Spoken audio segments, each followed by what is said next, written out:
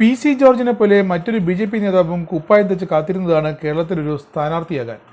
PC ജോർജിന് പറ്റിയത് തന്നെ ആ നേതാവിന് ഒടുവിൽ സംഭവിച്ചിരിക്കുന്നു. പട്ടിക വന്നപ്പോൾ ചവിട്ടി നിഷ്കരണം പുറത്താക്കി. PC ജോർജ് അടുത്തിടെ BJPയിൽ എത്തിയതല്ലേ ഉള്ളൂ എന്ന് ആശ്വസിക്കാം. പക്ഷേ ഇവിടെ അങ്ങനെ പറ്റില്ല. സംഗതി ഗുരുതരമാണ്. BJPയുടെ ഒരു ദേശീയ നേതാവിനെയാണ് ഇങ്ങനെ സീറ്റില്ല പൊയ്ക്കോ എന്ന് പറഞ്ഞു വിട്ടത്. സ്ഥാനാർത്ഥി നിർണയത്തിൻ്റെ അവസാന നിമിഷം വരെ കാസർഗോഡ് മണ്ഡലത്തിൽ ഉയർന്നു വന്നിരുന്ന പേരാണ് പാവം PK കൃഷ്ണദാസിൻ്റേത്. കൃഷ്ണദാസ് കറകളഞ്ഞ ഒരു BJP നേതാവ് തന്നെ എന്ന് ആരും ബോധ്യപ്പെടുത്തേണ്ട കാര്യവുമില്ല. പാർട്ടിയിലെ ഒരു വിഭാഗത്തിന് ഏറെ സ്വീകാര്യനാണ് അദ്ദേഹം. BJPയുടെ മുൻ സംസ്ഥാന പ്രസിഡന്റും ദേശീയ ഭാരവാഹിയും കൂടിയാണ് PK കൃഷ്ണദാസ്. ആ PK കൃഷ്ണദാസിനെ തള്ളി ഒരു പുതുമുഖത്തെ കളത്തിലിറക്കി കാസർഗോഡ് മണ്ഡലത്തിൽ നില മെച്ചപ്പെടുത്താൻ ഒരുങ്ങുകയാണത്രേ BJP കേന്ദ്ര സംസ്ഥാന നേതൃത്വങ്ങൾക്ക് ഇക്കാര്യത്തിൽ ഒരേ അഭിപ്രായമാണെന്നാണ് കേട്ടത്. കാസർഗോഡ് മണ്ഡലത്തിൽ മത്സരിക്കുന്നതിനായി താഴെത്തട്ടിൽ നിന്നും BJP നേതൃത്വം കണ്ടുവച്ചത് 3 പേരെയായിരുന്നു. ഒന്ന് PK കൃഷ്ണദാസ്, പിന്നീട് നിലവിലുള്ള ജില്ലാ പ്രസിഡന്റ് രവീശ് തന്ത്രിക്കുണ്ടാർ, ഒപ്പം ML അശ്വിനി എന്ന യുവമോർച്ച നേതാവ്. എന്നാൽ കൃഷ്ണദാസിനെയും രവീശ് തന്ത്രിയും ഒന്നും BJPയുടെ അൽഗോരിതം തുണച്ചില്ല. നറുക്ക് വീണത് ML അശ്വിനിക്ക് തന്നെയായിരുന്നു. K സുരേന്ദ്രനുമായുള്ള ഔദ്യോഗിക വിഭാഗവുമായുള്ള പടലപ്പിണക്കമൊന്നുമല്ല കേട്ടോ കാരണം. ഇത്തരം അഭിപ്രായ വ്യത്യാസങ്ങൾ സ്ഥാനാർത്ഥി നിർണയത്തെ ഒരു തരത്തിലും ബാധിക്കില്ലെന്ന് K സുരേന്ദ്രനും കൂട്ടരും നേരത്തെ തന്നെ ഉറപ്പ് നൽകിയിരുന്നതുമാണ്.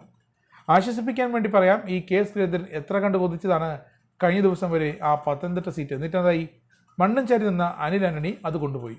BJP ദേശീയ നേതാവും തീപ്പൊരി പ്രാസംഗികയുമായ ശോഭാ സുരേന്ദ്രനെ കാസർഗോഡ് തന്നെ മത്സരിപ്പിക്കണമെന്ന് പാർട്ടിയുടെ കാസർഗോഡ് മഞ്ചേശ്വരം അസംബ്ലി മണ്ഡലത്തിലെ പാർട്ടി ഘടകങ്ങൾ ആവശ്യപ്പെട്ടിരുന്നു. അതും കേന്ദ്രം കണ്ടഭാവം നടിച്ചില്ല. അപ്പോൾ K സുരേന്ദ്രനൊപ്പം മാത്രമല്ല കൃഷ്ണദാസിന് വിനയായതെന്ന് വേണമെങ്കിൽ ആശ്വാസത്തിന് പറയാം. PK കൃഷ്ണദാസ് തന്നെ സ്ഥാനാർത്ഥിയാകുമെന്ന് പാർട്ടി ഘടകങ്ങളും മുന്നണിയുടെ കാസർഗോഡ് നേതൃത്വവും ഏറെക്കുറെ ഉറപ്പിച്ചതുമാണ് അവസാന നിമിഷം വരെ. പക്ഷേ അവസാന നിമിഷം എന്താണ് സംഭവിച്ചതെന്ന് ആർക്കും ഇപ്പോൾ ഒരു തിട്ടവുമില്ല. ഈ നിർദ്ദേശങ്ങൾ എല്ലാം തള്ളിക്കൊണ്ടാണ് BJP നേതൃത്വം ചെറുപ്പക്കാരിയും നിയമസഭാ ലോക്സഭാ തെരഞ്ഞെടുപ്പുകളിൽ ഒരു പുതുമുഖവുമായ അശ്വിനിയെ കളത്തിലിറക്കിയിരിക്കുന്നത്. ദേശീയ തലത്തിൽ മഹിളാ മോർച്ചയുടെ ശക്തയായ പ്രവർത്തക തന്നെയാണ് അശ്വിനി. BJPയുടെയും NDA ഘടകകക്ഷികളുടെയും യുവതയ്ക്ക് കൂടുതൽ സ്വീകാര്യയാകും ഈ സ്ഥാനാർത്ഥി എന്നാണ് വിലയിരുത്തൽ. പക്ഷേ ആറ്റിങ്ങൽ എന്ന അതിഥി മണ്ഡലത്തിൽ കഴിഞ്ഞ തവണ ലക്ഷത്തിലേറെ വോട്ട് പിടിച്ച് ചരിത്രം കുറിച്ച ശോഭാ സുരേന്ദ്രനേക്കാൾ സ്വീകാര്യയാണ് അശ്വിനി എന്നായിരിക്കാം നേതൃത്വത്തിന്റെ വിലയിരുത്തലും. യുവമോർച്ച പ്രവർത്തകരും മഹിളാ മോർച്ച പ്രവർത്തകരും അശ്വിനിക്ക് വേണ്ടി ആവേശത്തോടെ തന്നെ രംഗത്തിറങ്ങുമെന്നാണ് പാർട്ടി നേതൃത്വത്തിന്റെ കണക്കുകൂട്ടൽ. മുതിർന്ന നേതാക്കളെ മുഴുവൻ താഴ്ന്നുകൊണ്ടുള്ള കാസർകോട്ടെ ഈ നീക്കം NDA മുന്നണിക്ക് ഗുണം ചെയ്തേക്കാം. കാരണം ഈ തിരഞ്ഞെടുപ്പിൽ തോറ്റു എന്ന പഴി ഇനി മുതിർന്ന നേതാക്കൾക്ക് കേൾക്കണ്ടല്ലോ. 2019 ലോക്സഭാ തെരഞ്ഞെടുപ്പിൽ NDA സ്ഥാനാർത്ഥിയെ മത്സരിച്ച രവീശ് തന്ത്രി കുണ്ടാറിന് 1,76,049 വോട്ടാണ് കിട്ടിയത്.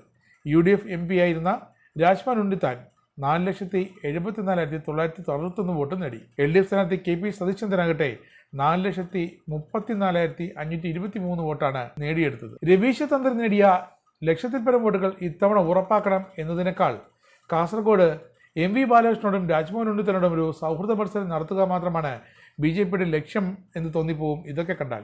കൃഷ്ണദാസിനെ താഴ്ന്നത് സുരേന്ദ്രപക്ഷത്തിന്റെ വ്യക്തമായ മുന്നറിയിപ്പാണ്.